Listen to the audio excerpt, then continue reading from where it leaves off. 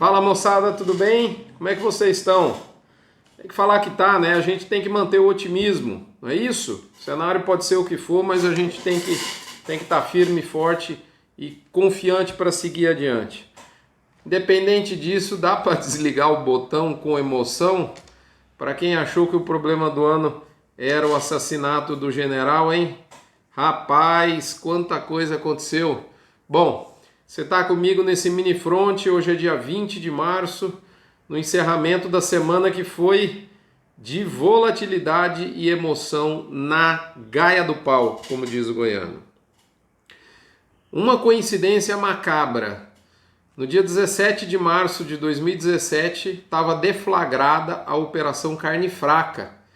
E o que a gente percebe exatamente no mesmo dia, aniversário de 3 anos, dia 17 de março de 2020, dia 18, um derretimento do boi na bolsa. Mais precisamente foram R$ 45 por arroba, à medida que, quando na semana passada foi declarada a pandemia, iniciaram no Brasil os posicionamentos governamentais no sentido de restringir mercadorias e começaram no decorrer dessa semana que se encerra hoje, dia 20 de março, a alguma incerteza quanto à continuidade, em que nível iriam continuar as operações da indústria de abate no Brasil e até mesmo de portos de exportação. Muito bem, tem hora que físico é físico e futuro é futuro. Quando foram abertos preços, mais ou menos R$ 20 por arroba, abaixo da onde havia sido negociado, a gente percebeu um travamento do mercado físico. E aí essa palavra, mercado físico travado, marcou praticamente toda a semana. Você já sabe, mas não custa lembrar, essas informações chegam no oferecimento de MSD, Saúde e Reprodução Animal, Vemax, aditiva à base de virginiamicina, Boitel da Agropecuária Grande Lago de Jussara, Goiás, Cargill Nutron Integral, marcas consolidadas da pecuária moderna brasileira, UPL com seu Pronutiva, biosoluções mais proteção para que seu pasto fique com a sua saúde vegetal assegurada. E por fim, Cicobi Cred Goiás, a sua agência de cooperativismo financeiro que fala a língua do pecuarista aqui no setor marista em Goiânia. Dá um pulinho lá na agência, fala com meu amigo Ricardo Esteves ou Vinícius Barbosa em meu nome e você vai certamente ser muito bem atendido. Pessoal, físico travado, muito bem. O físico está travado, mas quando a gente olha no elo seguinte, 2 elos para frente, no varejo, a gente viu um movimento, uma onda avassaladora de compra. Na verdade, foi uma onda de compra mais uma onda de antecipação de demanda e os estoques realmente enxugaram. Do lado do pecuarista, voltando um pouquinho na cadeia pecuária, o que a gente viu foi uma retração marcada, na minha opinião, por 3 suportes. Primeiro, o pecuarista sente nesse momento uma pressão de custos extremamente forte. A semente da pecuária do boi gordo é o bezerro e ele está extremamente valorizado. Deu uma balangadinha essa semana, mas tal como nós previmos, não acredito em derretimento. Tá certo? O adubo dessa semente chamada bezerro, que é o milho, né, o nitrogênio, né, acho que o milho está pro bezerro, assim como o nitrogênio está para a soja e para o milho, por exemplo, né, esse adubo chamado milho também está muito caro, né? Muito bem. Além disso, está caro quando a gente considera a variação de preço em relação à safra anterior. Quando a gente considera em relação à relação de troca, pelo menos com os preços até da primeira quinzena de março, isso não é bem verdade, tá certo? Muito bem. Além disso, além de pressão de custo, a gente vê o pecuarista ainda com o suporte das chuvas e altamente influenciado pela rede do Zap Zap. Essa economia digital já faz reflexos no modo de comercialização dos pecuaristas, tanto em preço quanto em comportamento de oferta. E o que aconteceu foi exatamente um grande recuo nesse momento. O que a gente percebe? Poucos negócios no momento, muito poucos negócios. Negócios aí na ordem aí de 5 ou 10 reais por arroba, abaixo da onde a gente observava, tá certo?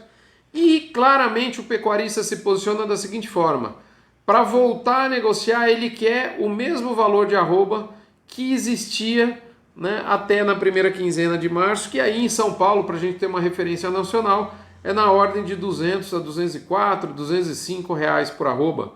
Podemos falar em um 201 talvez de média, tá certo? Esse é o cenário de curto prazo da arroba, nosso diagnóstico. E se você quer saber agora para onde vai o mercado, como a complexidade está muito alta, a gente precisa do espaço do front tradicional e eu entrego os próximos passos da arroba, episódio número 2. Na semana passada nós fizemos algumas coisas se consolidaram, agora a gente já tem uma nova visão, já clareou um pouquinho mais, pelo menos, do nível de problema que nós estamos enfrentando. Então nós fizemos uma nova versão atualizada da para onde vai a arroba, entrega aos assinantes hoje no dia 20 de março e para os não assinantes apenas uma semana depois. Eu finalizo por aqui deixando uma mensagem otimista, apesar dos pesares. Por que otimista? Vamos lá. Aliás, falando em otimismo, eu lembro da Asbram e por que não da personificação da Asbram, a Beth Chagas, uma pessoa com astral muito bacana, uma pessoa otimista, e como diz o Jorge Paulo Lema, eu não conheço um pessimista de sucesso. Então, por que a mensagem é positiva? Em homenagem a Asbram e ao gerente de pasto. Aliás, essa dupla do barulho, suplementação mineral e manejo de pasto é fundamental nesses tempos de incerteza para que você confirme qual é o plano, talvez em alguns sistemas pecuários, se isso for possível, você sair desse epicentro da entrega de final de safra, quando justamente vai ser também o epicentro, está sendo daqui para frente o epicentro do coronavírus, pode ser interessante. Se você quiser fazer um shift, né, uma mudança no sistema de produção, você vai precisar de manejo de pasto, você vai precisar da turma da suplementação. Portanto, gerente de pasto e Asbram, sempre muito bem-vindo, muito importante para a gente. E para a gente finalizar, a mensagem positiva em homenagem a Beth Chagas é a seguinte. Primeiro, nas palavras do professor Marcos Fava Neves, o Brasil está sedimentado em cima de uma fábrica de alimentos. E nesses momentos de crise muito forte, vale lembrar, muito bem posicionado pelo Leandro Bovo, é a maior crise da história da humanidade desde a Segunda Guerra Mundial. Nesses momentos de crise, quem tem alimentos sofre menos. Todos vamos sofrer, mas vamos sofrer menos. Graças à nossa fábrica de alimentos chamada, consolidada pelo agro do Brasil, nas palavras do professor Marcos Fava Neves. Dá uma olhada no doutoragro.com. Você vai gostar lá do conteúdo do YouTube do professor Marcos Fava. Segundo ponto que me deixa esse otimismo. A humanidade nunca foi tão capaz de resolver problemas como esse. Tecnologia, esforço e dinheiro, quando juntas, focadas, chegam certamente a alguma solução, e eu tenho a esperança de que isso ocorra no horizonte de 30 dias, a descoberta, há indício já disso, de uma terapia medicamentosa para servir de suporte para os casos graves, que são mais ou menos 20% de evolução mais aguda e grave do coronavírus. Principalmente pensando também nas pessoas mais idosas. Então é em cima disso que eu coloco o momento de apreensão, mas não pode ser um momento de pânico, tá certo? É isso, eu finalizo por aqui desejando vê-los no estádio de saúde. Tudo isso que a gente está falando está no âmbito de negócios, mas a saúde pessoal ela é muito mais importante que qualquer coisa.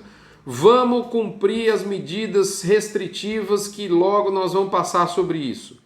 Um abraço, fiquem com Deus. Não se esqueçam de, no ato da declaração do imposto de renda, colocar o Hospital de Amor, se você tem imposto eventualmente a pagar, como uma instituição que pode receber parte do seu imposto de renda a pagar. Tem dúvida? Dá uma olhada nas redes sociais do Hospital de Amor e saiba como fazer isso. Um abraço, fiquem com Deus. Até a próxima semana. Saúde, proteja você mesmo, aos seus familiares, principalmente aos mais idosos. Nós vamos vencer essa, vocês podem ter certeza. Até lá!